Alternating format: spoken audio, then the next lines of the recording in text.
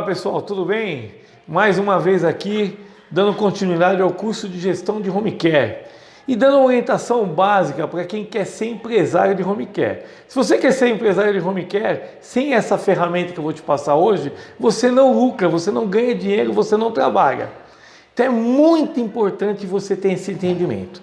Então vamos falar basicamente do início do atendimento home care, chamado avaliação do paciente. Quando é que a gente faz a avaliação do paciente? Quando, após uma indicação médica para o serviço de home care, nós vamos até o hospital ou até a casa do paciente fazer uma avaliação, onde nós levantamos todos os dados do prontuário do paciente e também fazemos uma avaliação física ao paciente. Através disso, a gente preenche e monta um plano de atendimento e preenche uma ficha de avaliação. Através dessa ficha de avaliação, montamos o plano terapêutico e através do plano terapêutico, montamos o orçamento. Mas vamos falar principalmente da ficha de avaliação e captação. Quando eu vou ao hospital ou vou à casa do paciente avaliar esse paciente, primeira coisa que eu faço, eu me apresento no hospital, falo que vim avaliar um paciente que tem indicação para home care e me dirijo até o local onde está esse paciente. Chego no andar, peço o prontuário desse paciente, observo todo o tratamento que ele está tendo e preencho a ficha de avaliação e captação que vocês vão ver logo a seguir. Feito isso, eu vou até o quarto do paciente, avalio. Se tiver alguém da família, eu já converso. Se não tiver, eu tento um contato telefônico, tá? E após toda essa análise, coloco isso no documento e encaminho para o setor de orçamentos, que vai montar o plano terapêutico e depois o orçamento. Vou demonstrar para vocês, nesse momento, a ficha de avaliação, que é a que eu mais recomendo para se avaliar o paciente, e vou explicá-la detalhadamente. A ficha de avaliação e captação pode ser descrita em dois modelos. Primeiro, eu posso colocar ela num sistema operacional de home care e fazer isso via celular, via internet, através de um computador. Eu posso avaliar dessa maneira, como também posso ter um impresso próprio da empresa, aonde eu vou preencher e mandar fotografado para o home care, né, para fazer essa avaliação o mais rápido possível, ou encaminhar até o home care, chegando lá montando o orçamento. Ou se o avaliador é muito habilitado e é um case ou um fisioterapeuta ou um médico habilitado que já tem experiência, ele já consegue fazer o orçamento no próprio local. Mas é muito difícil, porque mesmo eu sendo um enfermeiro, um fisioterapeuta, um médico, ao avaliar o paciente, eu preciso de complementar o plano terapêutico com outros membros da equipe multidisciplinar. Então, automaticamente, eu recomendo que isso seja encaminhado para o home care, onde o home care, com um grupo de profissionais, vai fazer um orçamento adequado dentro das necessidades do paciente, o qual a operadora, o plano de saúde, vai autorizar, porque vai ser um preço justo, tá? E ao mesmo tempo vai ser rentável para a unidade de home care. Eu falo, vocês, futuros candidatos a empresários de home care, que querem crescer, que querem saber, é muito importante perder tempo para fazer um orçamento correto. E se você não fizer uma boa avaliação, um bom plano terapêutico e um bom preenchimento do orçamento, você vai tomar prejuízo. Daí você vai pagar para trabalhar. Empresário não pode pagar para trabalhar. A empresa, como eu falei em vídeos anteriores, ela existe para lucrar, para trazer lucro, para gerar receita para o governo. Ela precisa funcionar. Então vamos dar andamento agora mostrando um modelo de ficha de avaliação e captação. Vamos lá, ficha de avaliação e captação. Como vocês estão vendo, vocês vão colocar o nome do paciente, a data que ocorreu a avaliação, a hora, a idade, a instituição, o RG, o CPF, o endereço domiciliar, o telefone, tá? Um ponto de referência do endereço domiciliar, o diagnóstico do paciente. Hoje não é obrigado, mas o CID sempre ajuda para quando vamos elaborar o plano terapêutico. Então eu recomendo colocar, não que seja obrigatório, mas eu recomendo colocar. Também vamos colocar o nome do cuidador do paciente. Lembrando que o cuidador é a pessoa que acompanha o paciente, que fica ao lado do paciente, mas não pode medicar o paciente, não pode fazer curativos no paciente. Ele pode dar alimento para o paciente, pode ajudar na roupa de cama, pode conferir o trabalho do técnico, do auxiliar, do enfermeiro, do fisioterapeuta, do médico, mas não pode fazer uma atividade ao qual ele não é competente ou tem uma estrutura curricular para atender. Depois eu coloco o parentesco de quem vai ser esse cuidador, ou se vai ser contratado, o telefone dele, o enfermeiro ou profissional que avaliou, o COREM, o CLEFITO, o CRM do médico e o telefone do avaliador. Daí eu começo a responder as informações técnicas. Eu vou dizer a história da internação domiciliar, o que levou esse paciente a ser internado no hospital, o que causou esse período de internação dele, quais foram as causas, tem que fazer um histórico dele, né? Às vezes até me chamam de louco, né? Desde os meus 20 anos eu cuido de todo o meu prontuário, eu tenho um prontuário, então se eu for no dentista, o que ocorreu no dentista, eu marco no meu prontuário, porque se eu precisar, eu tenho um prontuário pronto para servir de referência para qualquer profissional de saúde. Então a mesma coisa ocorre quando o paciente está internado no hospital. Quando eu faço o prontuário dele, eu coloco a história dele no hospital. E o home care tem que saber essa história antes de internar o paciente em domicílio ou fazer o atendimento do paciente em domicílio. Daí, feito o histórico da internação, eu faço a histórica atual. Como é a situação do paciente, quais o diagnóstico atual dele, qual medicação ele está tomando, quais são os procedimentos que estão sendo executados no hospital, quais os profissionais que estão atendendo esse paciente, né? Tudo isso a gente faz a verificação no leito e escreve o histórico atual para que a gente conduza, faça a transição do hospital para o home care, ok? Além disso, vamos definir o grau de dependência assistencial. Se ele é independente, parcial ou ele tem dependência total de assistência. E o grau de complexidade, se é leve, média ou alta, né? Além disso, eu tenho que usar o carimbo do avaliador. Para chegar ao grau de dependência assistencial e ao grau de complexidade, nós temos um sistema diferenciado de atendimento, chamado de score de dependência assistencial e score de complexidade. O que é isso? Através de uma numeração específica e através dos índices de totalidade de pontos que eu vou colocar na avaliação do paciente, eu vou poder dizer qual o grau de assistência dele e qual o grau de complexidade.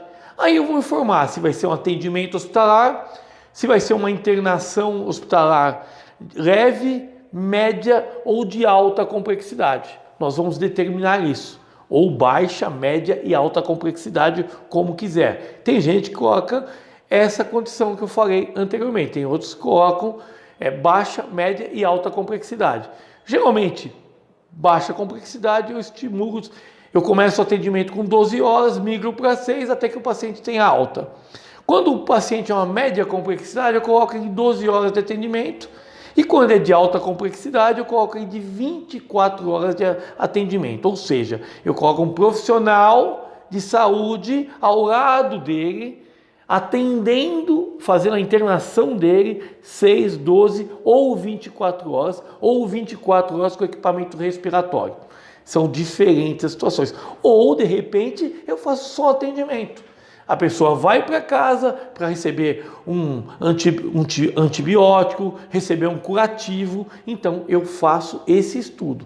Aí a importância de preenchermos o grau de dependência, porque a gente vai definir qual será o tipo de atendimento que o paciente vai receber e qual vai ser o valor desse atendimento. Lembrando que o home care, quando é solicitado por uma avaliação, ele não é o único home care que vai. Vão geralmente 2 ou 3 home cares e quem tiver o melhor preço e a melhor avaliação vai ganhar o paciente. Porque não adianta também fazer um preço muito baixo na avaliação e depois o paciente, o familiar, né, o cuidador começa a ligar para o plano de saúde e reclamar do home care. Eu vou perder o paciente e vou perder a credibilidade. Então eu tenho que fazer um plano correto, um plano que esteja dentro dos parâmetros de atendimento, que atenda toda a demanda do paciente a uma condição boa para que o plano de saúde feche. Que o plano de saúde também tem os departamentos que avaliam ou julgam essas avaliações que nós vamos encaminhar. Se essas avaliações estiverem boas, eles vão aprovar. Se estiverem ruins, eles já falam que nós não vamos atender. E também não pode demorar muito. Orçamento tem que ser feito no máximo 1h30. Eu, quando dirigi empresa de home care, minha equipe tinha que fazer em 40 minutos. Se não fizesse, tinha um pequeno puxão de orelha. Porque o convênio ou a empresa que contrata o serviço de home care, ela quer rapidez, ela quer julgar, ela quer tirar o paciente rápido do hospital. Porque aquele paciente, ele já foi tratado no máximo no hospital. Não convém mais ele ficar no hospital. Ele ficar no hospital é até prejuízo para o hospital. Eu já administrei grandes hospitais em São Paulo, eu sei muito bem o que eu estou falando. Quando eu estou com a taxa de ocupação alta, eu estou tomando prejuízo. Então, para mim, o home care é um serviço excepcional. Quanto mais rápido eu tirar o paciente do meu hospital depois que ele foi tratado, melhor para mim. Eu não vou estar recebendo a operadora, eu vou receber com o paciente que vai entrar novo. É isso que eu sempre falo para os administradores hospitalares, eles não aprendem, né? Hospital cheio não quer dizer que o hospital está ganhando dinheiro. O hospital ganha na frequência de utilização do serviço. Quando o paciente entra para fazer uma cirurgia, ele faz a cirurgia, ele faz o raio-x, ele recebe medicação, ele faz o radiodiagnóstico, ele faz o exame laboratorial, aí eu ganho dinheiro. Aí ele fica 2, 3 dias e eu quero que ele vá para casa ou vá para o home care. Por quê? Porque eu posso colocar novos pacientes lá, posso utilizar meu hospital e fornecer. Está cheio de médico hoje no Brasil precisando de um centro cirúrgico para fazer cirurgia e não tem. Porque os hospitais são corpo clínico fechado, não abrem o corpo clínico e tem dificuldade. E esquecem que o home care é uma ferramenta para ajudar ele, para o paciente sair e aumentar a rentabilidade e o fluxo. Eu ganho na movimentação do meu centro cirúrgico, eu ganho na movimentação do meu hospital, eu não ganho com excesso de internação. Um paciente que ficou mais de uma semana internado para mim no hospital, mesmo que seja na UTI, é prejuízo. É melhor eu colocar ele numa semi-intensiva em casa, com atendimento. Além de ser mais barato para o plano de saúde, vai ser melhor para o hospital, que vai ter rotatividade de clientes, tá? Essa é fundamental. Então o home care, ele não é inimigo do hospital, apesar que muitos administradores de hospital, muitos médicos que administram hospital, muitos profissionais que administram hospital na área de saúde, não entendem isso. Precisa, às vezes, dar um curso para que o cara entenda o que é ganhar dinheiro. Ele está perdendo dinheiro no hospital e não tem noção disso. Por isso tem muito hospital no Brasil falido, quebrado, porque o pessoal não tem noção que ele ganha em cima da rotatividade. Ele ganha tendo médico como parceiro, usando o centro cirúrgico dele para fazer cirurgia. É isso que dá rentabilidade para o hospital. A gente precisa escrever. Tem hospitais tradicionais em São Paulo que o hospital está com 90% de taxa de ocupação, não pode receber cliente e está lá com um paciente com mais de 40 dias internado. Isso é um absurdo. Nós temos o home care para isso, para dar qualidade de vida para o paciente.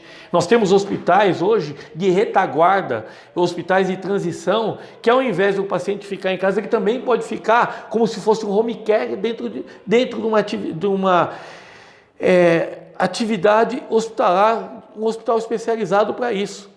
Né? Não preciso ocupar meu centro cirúrgico e deixar de ganhar no hospital geral, muitas vezes, por esses problemas.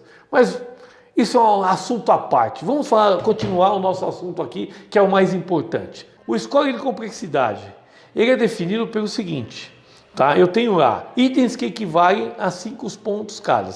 Todos esses itens aqui, ao qual eu estou demonstrando, se equivalem a 5 pontos. Então, se eu tiver algum desses diagnósticos ou que o paciente estiver sendo assistido, eu coloco 5 pontos. Os itens abaixo, que equivalem a 4 pontos. Esses 3 itens que eu estou colocando aqui. Os itens que se equivalem a 3 pontos são mais 8 itens, conforme eu estou demonstrando aqui embaixo no decorrer. Os itens que equivalem a 2 pontos cada também são 8 itens, tá? Por exemplo, tracostomia e daí por diante. Cada um desses itens vale 2 pontos, então eu vou colocando lá. E depois, finalmente, o que vale 1 ponto. Dependência assistencial, soldagem, quimioterapia via oral, suprimento alimentar via oral, então a gente classifica. Feito isso, eu vou ter lá o total de classificação. De 0 a 7 pontos, não indicado para home care. De 13 a 18 pontos, ele tem média complexidade. De 8 a 12 pontos, ele tem baixa complexidade. De 19 a superior, ele tem alta complexidade.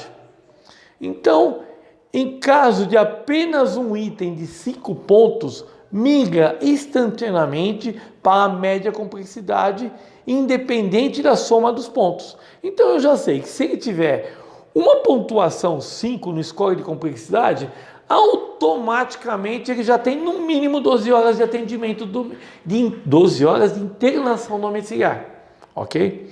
Desculpem, né? Atendimento é quando eu faço o procedimento, internação é quando eu coloco um técnico auxiliar ou um profissional de saúde acompanhando esse paciente em casa como internação.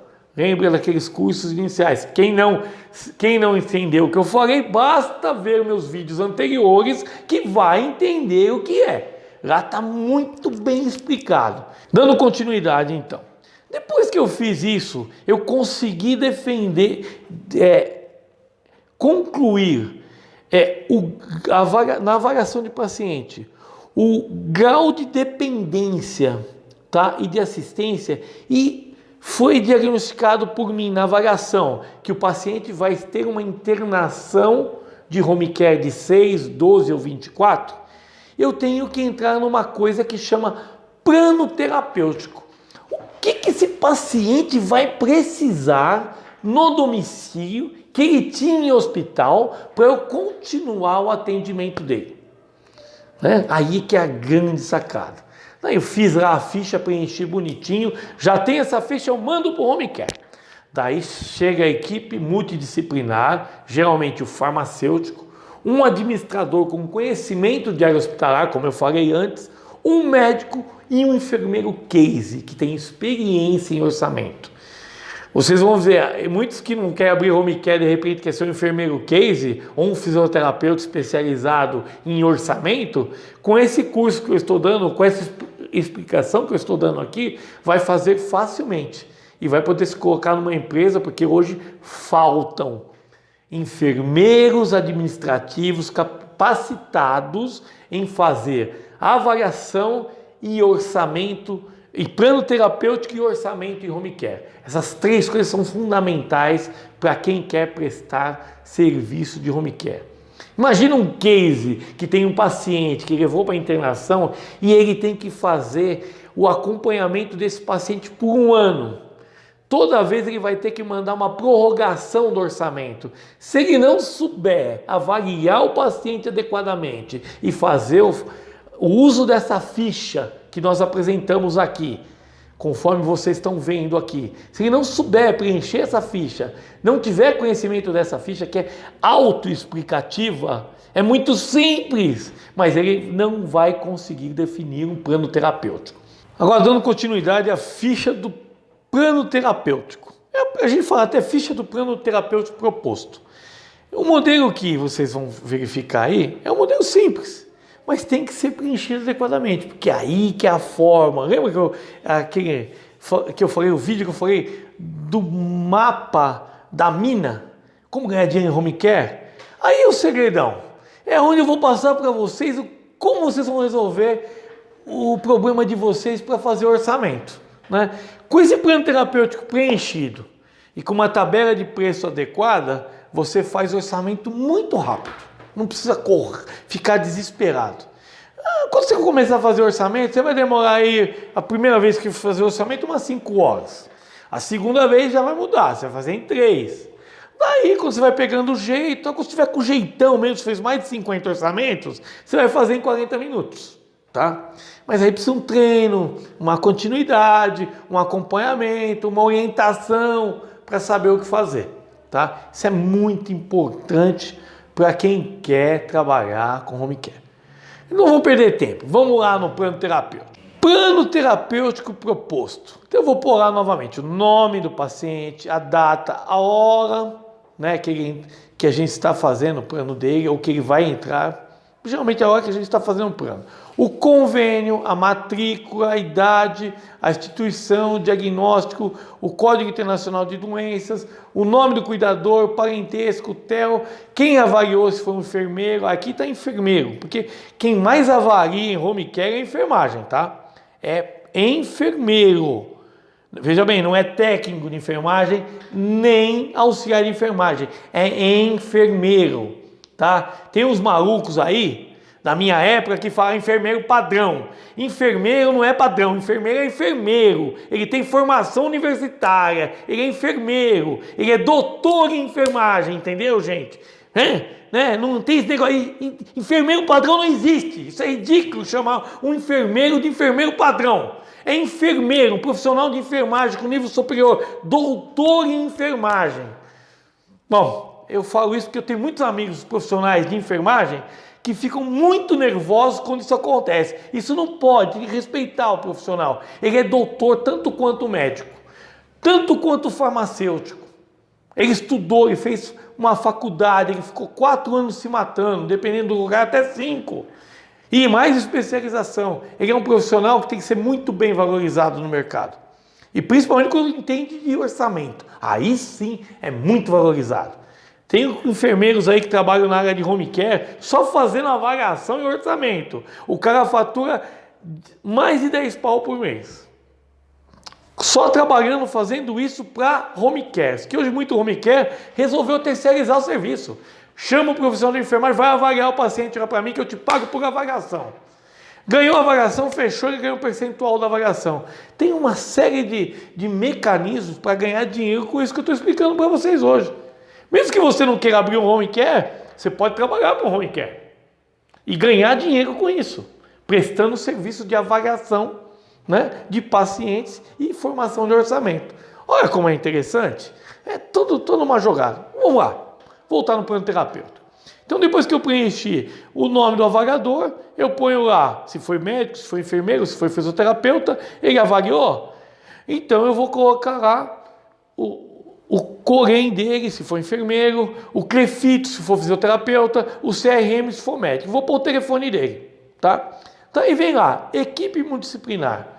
Com a avaliação feita, com a ficha de avaliação e captação feita e com os dados definidos, com o grau de assistência e também o score de complexidade, tá? Eu defini o que ele vai necessitar. Então eu vou falar para ele, vai precisar de visita médica semanal, quinzenal ou mensal. Enfermagem, vai precisar semanal ou quinzenal ou mensal, tá? Vejam que eu não coloquei mensal, que eu prefiro que esteja pelo menos 2 visitas médicas ou pelo menos uma visita médica quinzenal. Por quê? Para que o paciente seja bem assistido. Aí eu não vou pôr uma visita médica só por mês, porque eu quero economizar para mostrar para o convênio que eu sou capaz. Ah, não arrisca não, viu? Se o médico não for 2 vezes na casa do paciente por mês, pelo menos, a família fica descontente. O home care vai receber vários telefonemas no final de semana. Lembrando, né, que assim, quando o paciente está em casa, a família fica a semana toda longe. Daí no final de semana, lembra que existe o paciente e vai visitá-lo. Daí não entende nada que está escrito no prontuário na cabeceira do paciente, faz o quê? Liga para o home care e quer falar com o médico. E aí o médico não está previsto para atender aquele dia. Daí o pessoal do home care acaba ficando mal falado. Por quê? Porque não deu assistência adequada. Por isso é muito importante a gente ter aquele call center dentro do home care, que sabe todo o histórico do paciente para conversar e orientar a família. Ou dizer para a família, olha, na semana eu peguei o telefone do senhor, o doutor vai em tal dia, o senhor quer acompanhá-lo? Daí o doutor vai lá e fala com a família. Que a família fica mais tranquila, quando ela ouve o médico ou o supervisor de enfermagem conversando, ela fica muito feliz. E se você for um home care pequeno, estiver começando, nada mais como o dono do home care, a pessoa que gerencia, ou o seu gerente, ou o seu diretor administrativo, dá uma ligada ao paciente, acompanha depois lá, vai na casa do paciente e vê como é que foi implantada a avaliação. Faz uma auditoria do seu próprio serviço para ver se está funcionando, porque isso é importante. O dono tem que saber o que acontece com os pacientes, tem que conhecer os pacientes. Quando eu trabalhava numa determinada empresa de home care, não vou citar o nome, tá? Eu trabalhava nessa empresa, eu fazia questão, como diretor administrativo, de levantar da minha cadeira, para não falar um palavrão, e até a casa do paciente e verificar, conversar com a família, conhecer o meu paciente, conhecer a minha equipe que está atendendo o paciente, porque a equipe também fala, o meu diretor veio aqui me ver, veio o cara, o dono da empresa, o cara que representa o dono da empresa, veio aqui na casa do paciente dar uma olhada nele. Vir aqui falar com o paciente, identificar o risco do paciente, é importantíssimo isso para a empresa, tá? Vamos lá, então, continuando. Se vocês quiserem fazer isso, façam. Se não quiserem, problema é de vocês. Se tiver problema no dia no home care de vocês, é porque faltou a visão do proprietário ou do diretor para ver. Eu tenho amigos que dirigem hospitais de home care que os caras não dormem 24 horas por dia. Não vou citar aqui, mas os caras não dormem, os caras ficam o tempo todo trabalhando. Eu, quando era diretor de home care, eu dormia 6 horas por dia e ficava com o telefone do lado da cabeceira à noite. Então eu acordava de madrugada para saber o que estava acontecendo com o meu paciente quando me ligavam de madrugada. Todos os meus pacientes tinham o número da diretoria. Ligavam em sequência para o enfermeiro responsável, para o gerente responsável, ninguém respondeu, chama o Saltair que ele resolvia, tá? Era assim, e nunca perdi um paciente por falta de atendimento ou por paciente ser mal atendido. Nenhum convênio tirou o paciente de mim por isso. A única maneira de eu perder o paciente era alta celestial, aí não tinha jeito. Ou alta administrativa, que o paciente era tão bagunceiro, o familiar era tão confuso que era melhor tirar o home care para não correr risco, tá? Dando continuidade. Então eu vou definir. Fisioterapia vai ser diária, semanal ou quinzenal.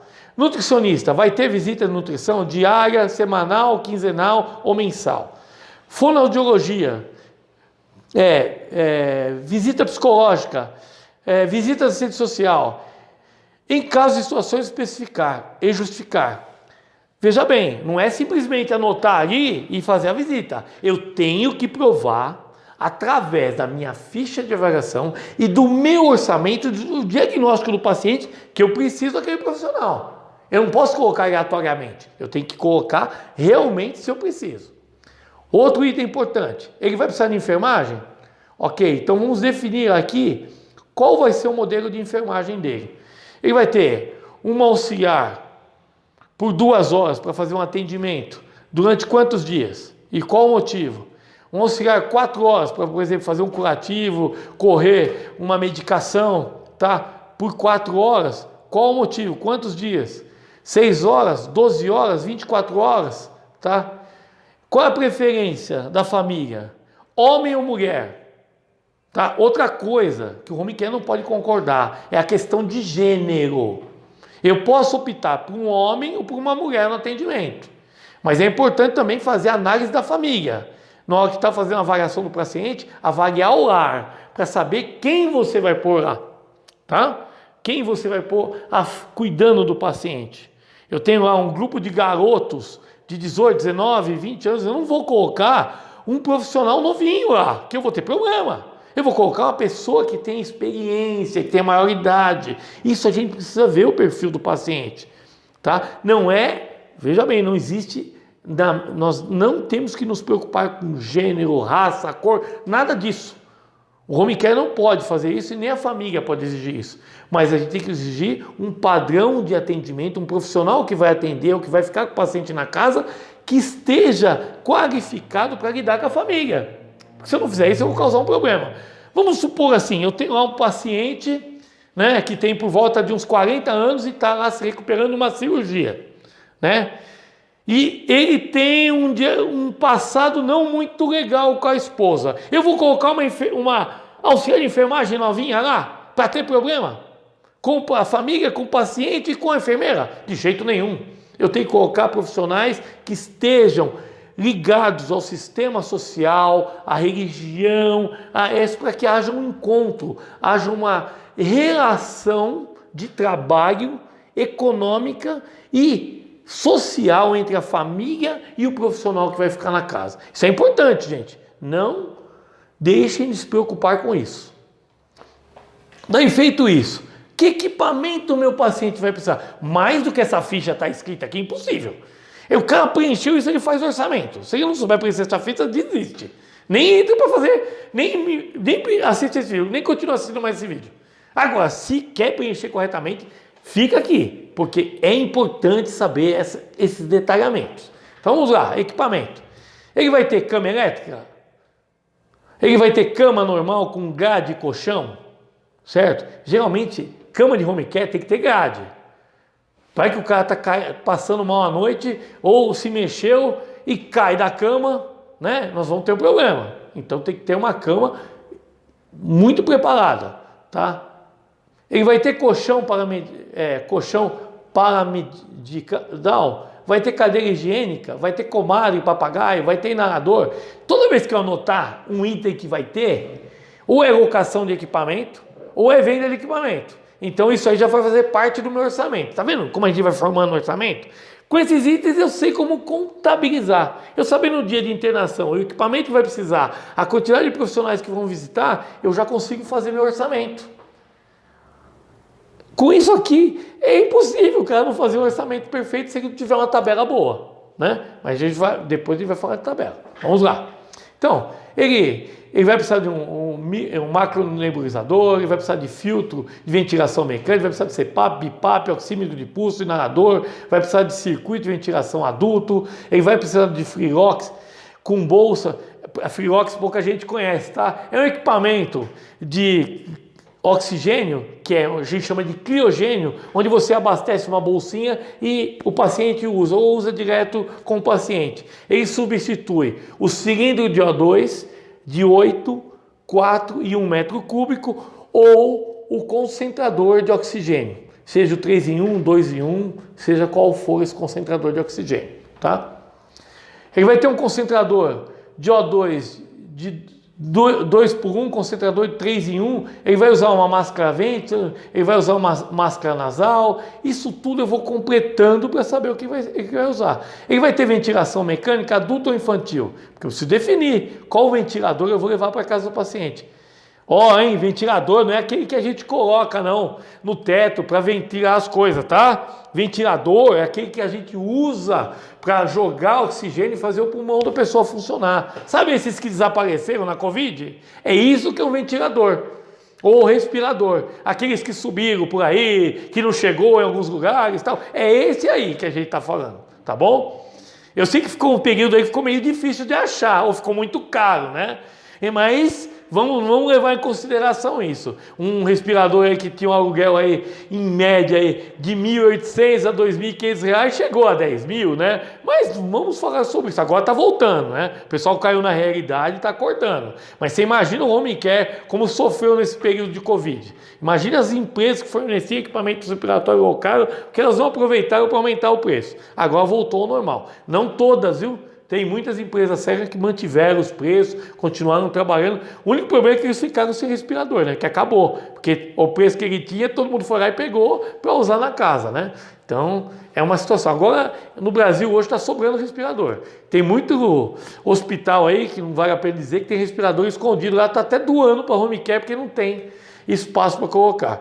Eu estou hoje, especificamente, o dia de hoje, já está num período da pandemia muito menor, tá? Hoje nós estamos aqui no dia 10 de novembro de 2021, ou seja, o pior da pandemia, tá todo mundo quase vacinado no Brasil, então tá resolvido, né? E outros tomaram aquela medicação, que sei lá se faz efeito, eu não sei, mas todo mundo está aí no mercado e todo mundo está sobrevivendo, o Brasil perdeu muitas vidas. É muito ruim, é muito triste, mas não foi só o Brasil não, foi o mundo todo, tá? Então, é o que eu falo, o cuidado, a vacinação é muito importante, tá? Então, você que vai entrar na área do home care, lembre-se, você tem que cuidar da vacinação do seu paciente também. E da família do paciente também, porque a família vai transmitir para o paciente acamado outras doenças, tá? Quando o pessoal falou de máscara, parece uma coisa simples, né? Mas se vocês virem os prontos-socorros como o número de pessoas que tinha gripe ou pneumonia diminuiu por causa da máscara, vocês não acreditam, tá? Então, de certo modo, essas medidas preventivas não serviram só para a Covid. Elas vão servir para o futuro, para doenças existentes e para novas doenças que vão existir. Lembre que eu falei nos vídeos anteriores, como a gente cresce, a gente se renova, como a gente se desenvolve. O micro-organismo faz a mesma coisa, a gente evolui, ele também evolui. O medicamento evolui, ele fica mais forte que o medicamento. Então, por isso que a gente tem que sempre dosar o medicamento conforme as etapas, até chegar num nível, por exemplo, antibiótico, tá?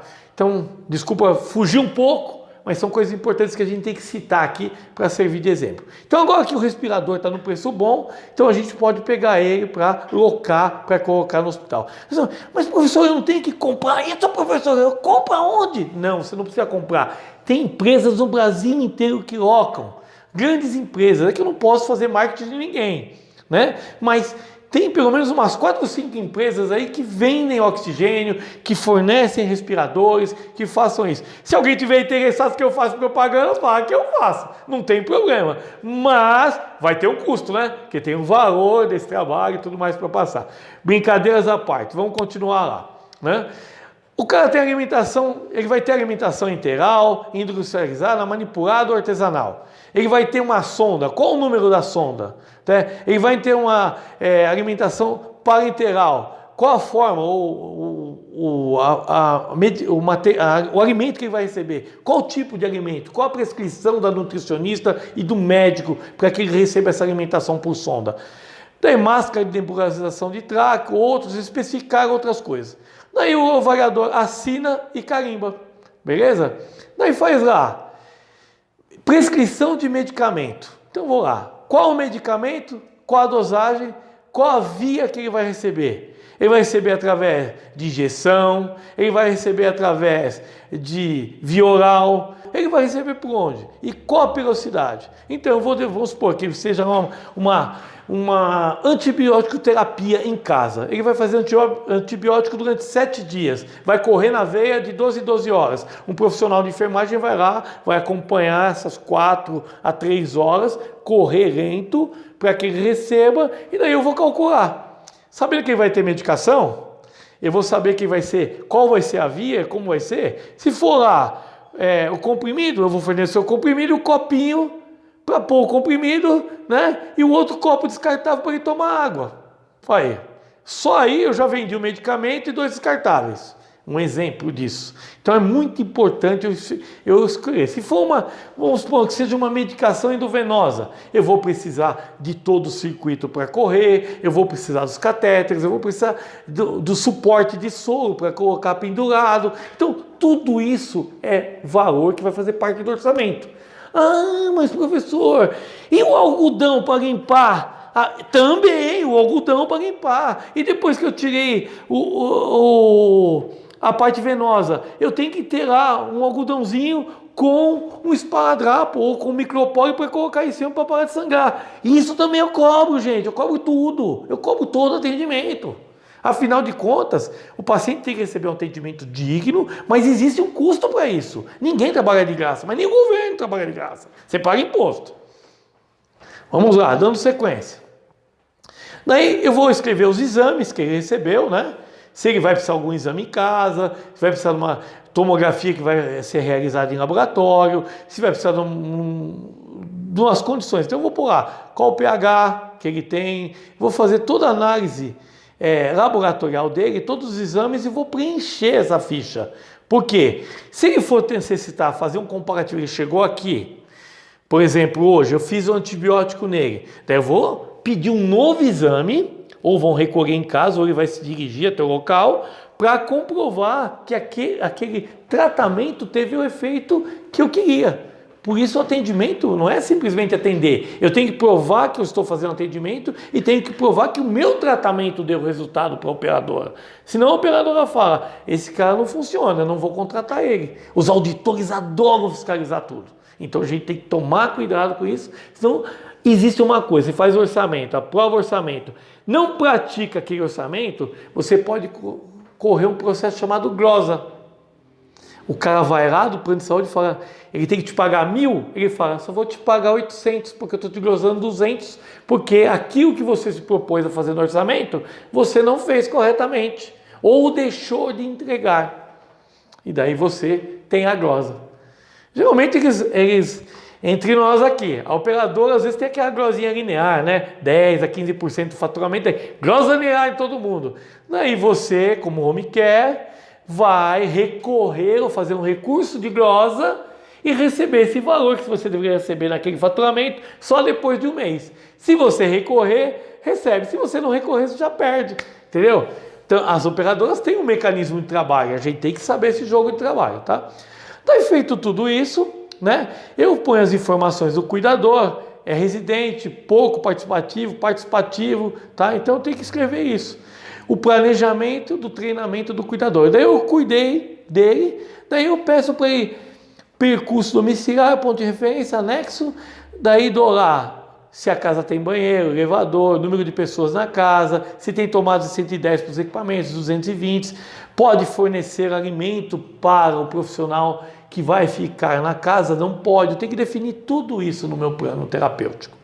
O planejamento de treinamento do cuidador. Eu sou obrigado a treinar o cuidador, para que ele saiba como agir com o familiar lá, tá? Definindo isso, eu vou pôr as informações. O percurso ao domicílio, tudo isso é importante para eu saber quanto eu vou gastar de combustível, para fazer no meu orçamento o meu custo de transporte, porque eu tenho que fazer a entrega da medicação na casa do paciente, o profissional tem que se deslocar, então eu preciso ter ideia disso, tá? Um ponto de referência, o zoneamento, a área que ele está, né? A casa, se é sobrado, se é apartamento, casa, o que é? Se tem banheiro, se tem elevador, o número de pessoas da casa, o número de tomadas, né? São 110 ou 220, se fornece alimentação ou não fornece. Eu geralmente aconselho o home care montar uma que a gente chama de estudo familiar, tá? Quando eu vou fazer a implantação do paciente, eu mandar um profissional que faça o levantamento de quem é a família, cheque o cuidador, porque através do procedimento interno da casa é possível saber como eu vou atender o cuidador e o familiar e disponibilizar meu tempo para dar respostas às perguntas deles, que isso é muito comum em acontecer, tá? Lembrando que todo orçamento ele tem que ser muito bem esclarecido, para que você não sofra o processo de glosa. O que é a glosa? O convênio médico hospitalar, o convênio vai lá no hospital e no home care e não concorda ou alega que você não fez determinado tipo de atendimento. E aí ele vai lá, vamos supor que você faturou 20 mil reais, eles vão lá e descontam 20% ou 10% desse valor e só te pagam o complementar. E para você receber, você tem que fazer um recurso de glosa e apresentar. E aí você, se justificado, estiver equilibrado, você recebe o dinheiro faltante. Caso contrário, se você não fizer o recurso, você perde o dinheiro, né? Então é muito importante ter essa visão. Eu, como administrador hospitalar e como administrador de home care e tendo sido auditor na área de saúde, eu conheço bem como fazer esse faturamento e como fazer esse controle para evitar de ser prejudicado ou de ser glosado. E quando sofro uma glosa, imediatamente eu respondo para restituir aquele valor que foi descontado no meu faturamento, tá? Isso é importantíssimo ter. Lembrando que quando você faz um serviço, o auditor do plano de saúde, ele pode ir à casa fazer auditoria. Ou mesmo um familiar pode reclamar que não está recebendo os medicamentos, os descartáveis necessários para o paciente, e aí a gente sofreu uma glosa. Então é muito importante esse item. Sempre quando entregar o material para o paciente, que esteja dentro do plano terapêutico, fazer a pessoa responsável assinar. E o plano terapêutico fazer com que o cuidador ou responsável pelo paciente assine concordando. Porque se ele não assinar, ele pode dizer: eu pedi que fosse me fornecido, além de todo atendimento, um travesseiro especial ou um colchão que faz movimentação para que o paciente não tenha escala, né? Além do colchão normal, que é o caixa de ovo que a gente fornece para não ter escala. O que vai deixar melhorar a escala ou não é o atendimento do profissional de enfermagem. Não é o colchão auxilia, mas o que vai fazer isso é a quantidade de vezes que eu vou movimentar o paciente no leito. Só que o familiar acha que tem que ter uma cama diferenciada, que tem que ter uma cama que tem seja 10 movimentos, uma coisa cara. Não é isso que a gente vai fornecer. A gente vai fornecer aquilo que o paciente realmente necessita. E se tiver alguma coisa a mais, somente com autorização do convênio. Ok? Porque se você fornecer, você vai pagar e o convênio não vai te reembolsar, aí você vai ficar no prejuízo. Home care não pode ter prejuízo, ok? Então, gente, hoje vocês aprenderam a fazer uma ficha de avaliação e captação em um plano terapêutico. Isso é o início ou a base para o orçamento do paciente. Com essas informações e com uma tabela de preço adequada, eu faço automaticamente o orçamento. Então, fiquem ligados, porque depois disso nós vamos conversar no próximo vídeo sobre orçamento, usando a ficha de avaliação e o plano terapêutico, como eu faço um orçamento, como eu encaminho esse orçamento para a operadora. Então nós vamos usar isso. Então, não esqueçam, deixe aqui no comentário as suas dúvidas. Não esqueça de ativar o sininho das notificações.